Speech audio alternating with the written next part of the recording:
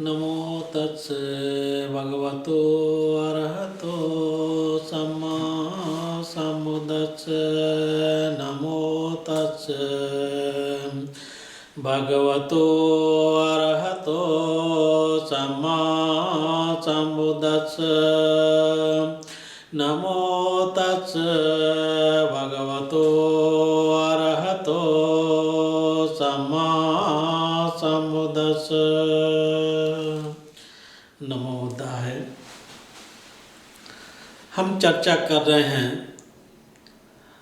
मैत्री या करुणा के सागर विश्व गुरु शाक्यमुनि गौतम बुद्ध के जीवनी के बारे में।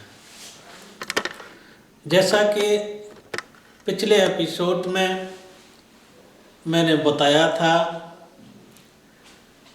कि सुजाता के खीर को ग्रहण करने के बाद बोधिसत्व सिद्धार्थ राजकुमार निरंजना नदी में अधिष्ठान किए और अधिष्ठान करने के बाद सिंह की तरह कदम को आगे बढ़ाते हुए उर्वेला वन में पहुंचे। जब उर्वेला वन की तरफ ही जा रहे थे तो रास्ते में ही उनको एक कृष्णहारा मिला, जिसके हाथ में कुश के तृण थे। वो शाक्यमुनि गौतम को दान के स्वरूप में भेंट करता है। बोधिसत्व सिद्धार्थ कुश को अपने हाथ में लेकर के बढ़ते हुए आगे बढ़े और एक पीपल के पेड़ के नीचे उनको बिछा करके पद्मासन आसन में बैठ जाते हैं।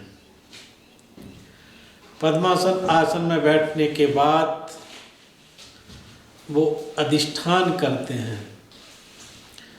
पृथ्वी को साक्षी मान करके अधिष्ठान करते हैं और कहते हैं कि जब तक मुझे अब ज्ञान नहीं मिलेगा तब तक मैं इस जगह से उठूंगा नहीं। और ये अधिष्ठान ऐसा वैसा नहीं था। एक बोधिसत्व ने अधिष्ठान किया और पृथ्वी को साक्षी मान करके किया। जब जब इस संसार में किसी महापुरुष का जन्म होता है, महापुरुष जब महाअवनिष्क्रमण करते हैं, महापुरुष अटूट अधिष्ठान लेते हैं, तब तब पृथ्वी कंपित होती है, वो चाल आते हैं। वो संकेत होता है दुनिया को कि अब नया कुछ होने वाला है। इसी तरह से अधिष्ठान करते हैं तो भूकंप आता है, हलचल पैदा हो जाती है। और सिद्धार्थ उस पीपल के पेड़ के नीचे पद्मासन आसन लगा करके बैठ गए और साक्षी मान लिया इस पृथ्वी को कि अब जब तक मुझे ज्ञान नहीं मिलेगा तब तक मैं यहाँ से उठूंगा नहीं। यह दुनिया के इतिहास में बहुत बड़ी घटित होने वाली घटना थी। जैसे ही अधिष्ठान लिया, अधिष्ठान के साथ ही साथ इस पृथ्वी में चारों तरफ एक ध्वन प्रसारित हो गई। अगर उर्वेला वन में किसी एक ऋषि ने, एक बोधिसत्व ने ऐसा अधिष्ठान लिया है उनकी तपस्या को भग्न करने के लिए तरह तरह के लोगों ने व्यवधान पैदा किए, लेकिन सिद्धार्थ तो सिद्धार्थ हैं। आंख बंद करके पद्मासन में बैठ गए, किसकी खोज में? सत्य की खोज में। किसकी सोच में? दुख की खोज में। किसकी खोज में? प्रज्ञा की खोज में, मैत्री की खोज में, करुणा की खोज में, मुदिता की खोज में, उपेक्षा की खोज में। अर्थात दुख मुक्त का सत्य मार्ग को जानने के लिए बोधिसत्व सिद्धार्थ ने अधिष्ठान ले लिया। और जब वो गंभीर मुद्रा में थे, मेडिटेशन में थे, तब तरह तरह के मार देवताओं ने सिद्धार्थ का ध्यान भंग करने की कोशिश की। कभी राक्षस का रूप धारण करके सिद्धार्थ का ध्यान भंग करना चाहते हैं, कभी रति राग विराग का रूप धारण करके सिद्धार्थ का ध्यान भंग करना चाहते हैं, कभी भयंकर मार सेनाओं के द्वारा सिद्धार्थ का ध्यान भंग करना चाहते हैं। संसार के जितने भी लोभ लालसता, भयानकता और दुष्प्रवृत्तियों का, अप्सराओं का, सारी चीज़ों का मार देवता सहारा लेता है, लेकिन बोधिसत्व सिद्धार्थ को उनके किए हुए अधिष्ठान को भंग नहीं कर पाता है। जब मार देवता ने हर तरह के अपने प्रयोग कर लिए, लेकिन फिर भी सिद्धार्थ की तपस्या में व्यवधान नहीं पैदा कर सके, और सिद्धार्थ अटूट विश्वास के साथ ध्यान की मुद्रा में अविचलित होकर के अपने मां अधिष्ठान करते हुए बैठे रहे। सभी मार सेना पराजित हो गई, सभी सिद्धार्थ के सामने नतमस्तक हो गए। तत्पश्चात वापस जाने के बाद राजकुमार सिद्धार्थ को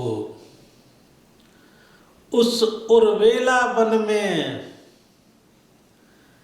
पीपल की छांव में बुद्धत्व की प्राप्ति होती है, ज्ञान मिल जाता है, सम्यक संबुद्ध हो गए, बुद्ध हो गए। सिद्धार्थ का नया जन्म हो गया, बुद्ध का जन्म हो गया।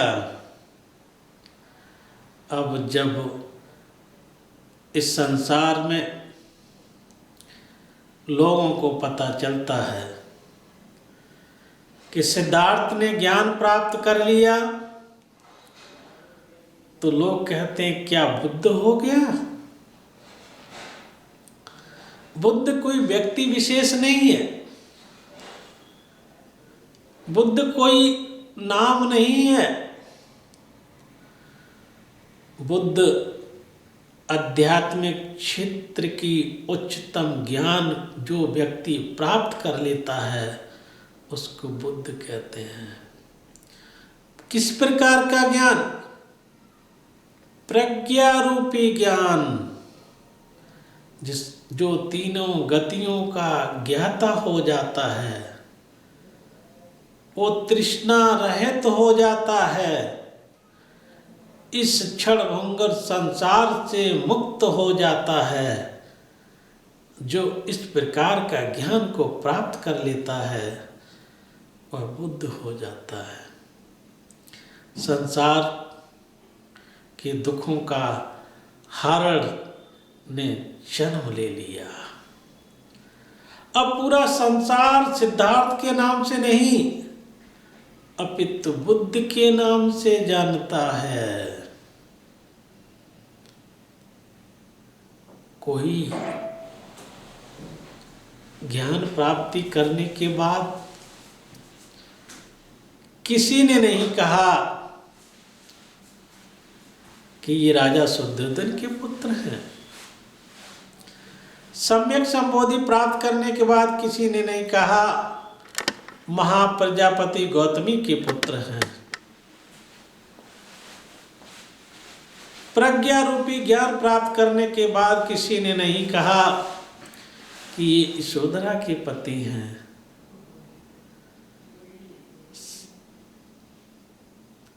जब और कोई नहीं कहता है कि ये राहुल के पिता हैं, सभी ने कहा कि बुद्ध हो गए, बुद्ध का जन्म हो गया। 6 वर्षों के कठिन तप करने के बाद में उर्वेला की पावन भूमि पर जब उनको ज्ञान प्राप्त हो गया तो वो वृक्ष, जिसे पीपल का वृक्ष कहते हैं, वो बोधि वृक्ष हो गया। उर्वेला की जो भूमि थी वो बोध गया की भूमि से नाम से विश्व में विख्यात हुई। बुद्ध हो गए। बुद्धत्व प्राप्त करने के बाद भगवान 7 सप्ताह तक उस भूमि पर विभिन्न जगहों पर चिंतन मनन किया है। अब कोई उनको बोधसत्व सिद्धार्थ नहीं कहता, कोई उनको कपिलवस्तु के शाक्य राजकुमार से नहीं जानता। अब बुद्ध हो गए, भगवा हो गए, शाक्य मुनि हो गए, सम्यक संबुद्ध हो गए, शास्ता हो गए, तथागत हो गए, लोकविदु हो गए, विभिन्न नामों से इस संसार में विख्यात हुए हैं। चिंतन मनन करते हैं कि जो दुर्वीर गंभीर धर्म की जो मुझे प्राप्ति हुई है, ये कौन समझेगा और मैं किसको उपदेश करूं या न करूं, ऐसा चिंतन मनन करते हैं। जब चिंतन मनन करते हैं तो उनके मुख से एक उदान निकलता है। उदान अनायासी आपके मुख से कहे हुए शब्द जो हितकारी होते हैं, जो सुखकारी होते हैं, उनको उदान के रूप में जाना जाता है।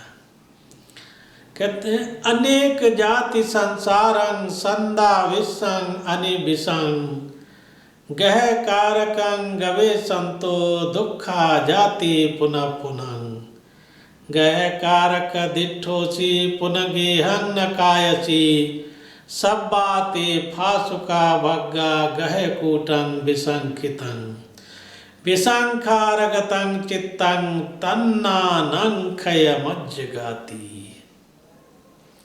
अनेक जाति संसार, अनेकों बार इस संसार में मेरा जन्म होता रहा है।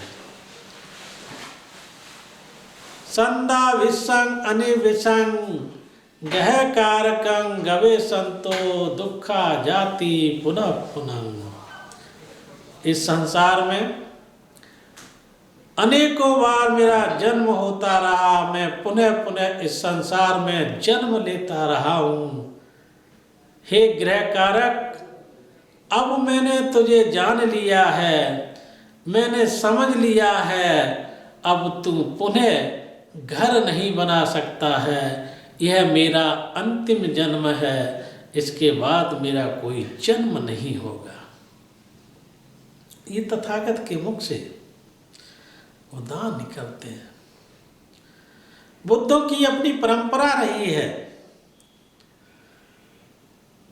राजकुमार सिद्धार्थ गौतम 28वें बुद्ध थे। इसके पूर्व भी 27 बुद्ध हो चुके हैं। बुद्ध दो प्रकार के होते हैं, प्रत्येक बुद्ध और सम्यक संबुद्ध। तो राजकुमार सिद्धार्थ गौतम सम्यक संबुद्ध हुए, जिनको ज्ञान की प्राप्ति हो जाती है, बुद्धत्व को प्राप्त हो गए, सम्यक संबुद्ध को प्राप्त हो गए। तो प्राप्त होने के बाद भोजन हिताय भोजन सुखाय लोकानुकंपाय के लिए उपदेश करते हैं। अपना कल्याण के साथ ही इस संसार में रहने वाले बहुत जनों के सुख और हित कल्याण के लिए देशना करते हैं, उनको निर्वाण का मार्ग प्रशस्त कराते हैं। तो इसी तरह से जब राजकुमार सिद्धार्थ गौतम को बुद्धत्व की प्राप्ति हुई, वह दिन भी वैशाख पूर्णिमा का दिन है। कितनी अतुलनीय घटना।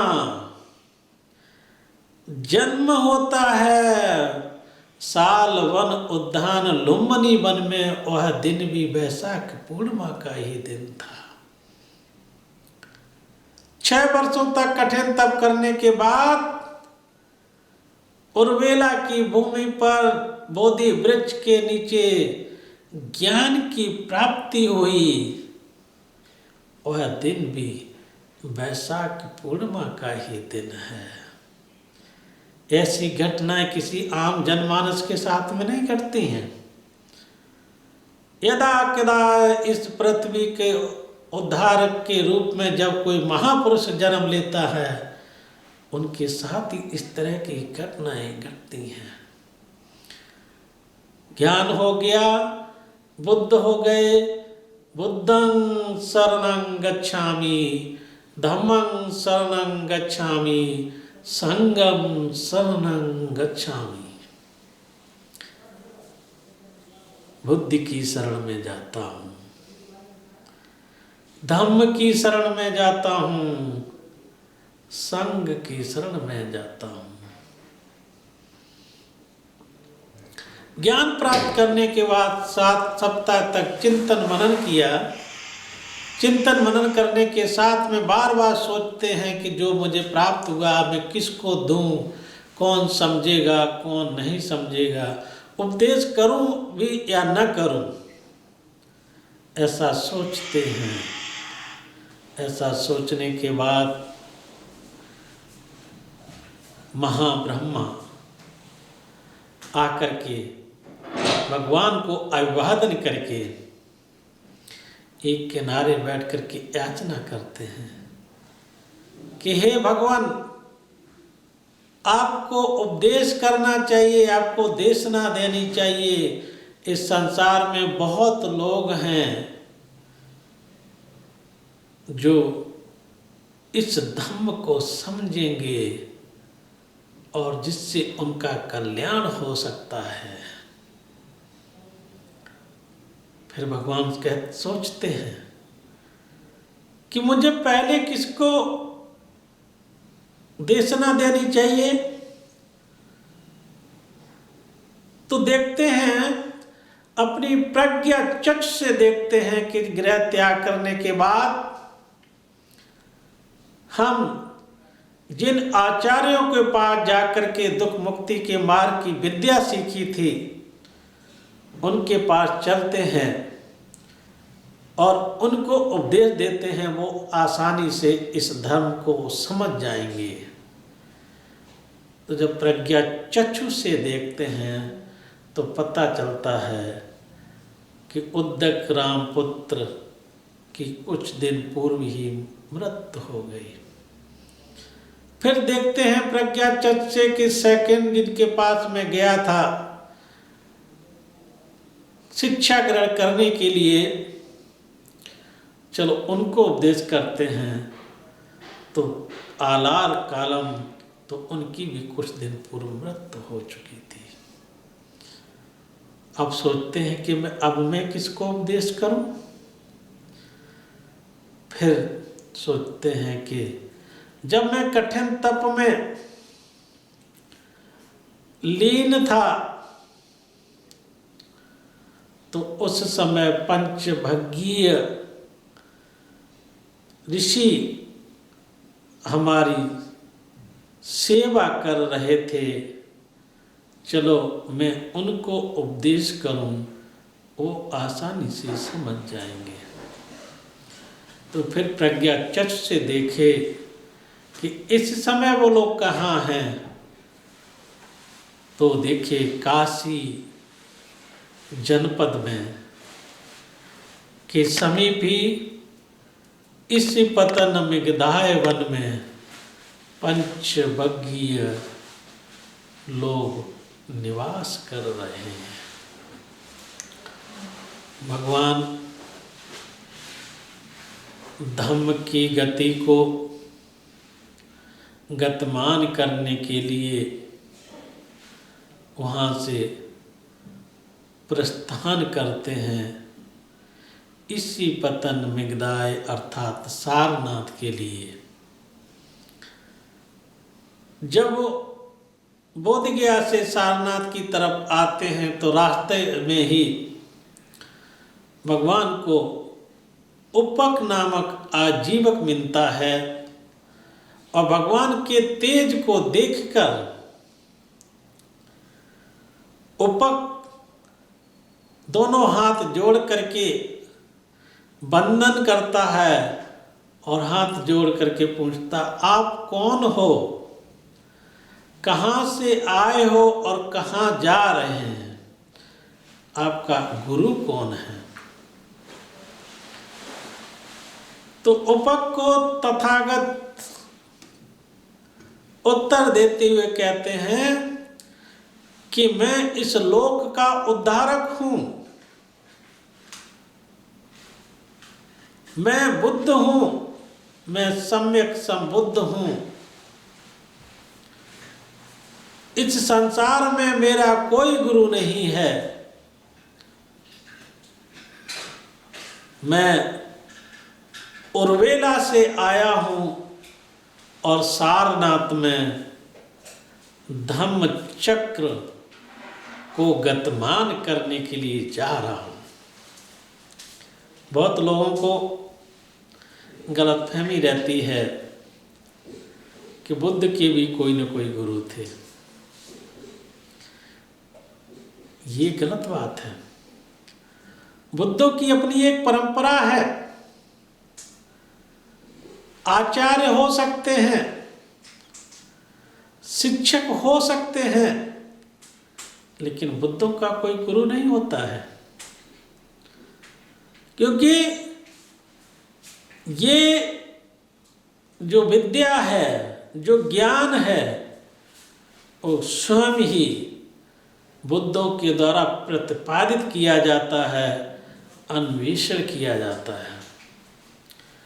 6 वर्षों तक कठिन तप किए और तप करने के बाद उन्होंने जिस मूल विद्या को खोज करके निकाला था और जिससे उनको ज्ञान मिला है, वो विपस्सना है, परियत्ति है, पटपेदी है, जिसके कारण से इस संसार में बुद्धों का कोई गुरु नहीं होता है। और सारनाथ की तरफ उस उपक को तथागत अपना उत्तर दे करके आगे बढ़ जाते हैं। सारनाथ की तरफ प्रस्थान करते हैं। प्रस्थान करते हुए इस पतन मेघदाय में पहुंचे हैं।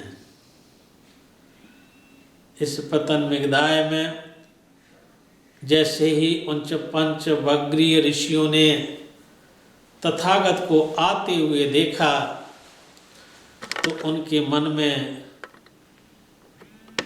एक भ्रम हो गया कि अरे ये तो पथभ्रष्टक है,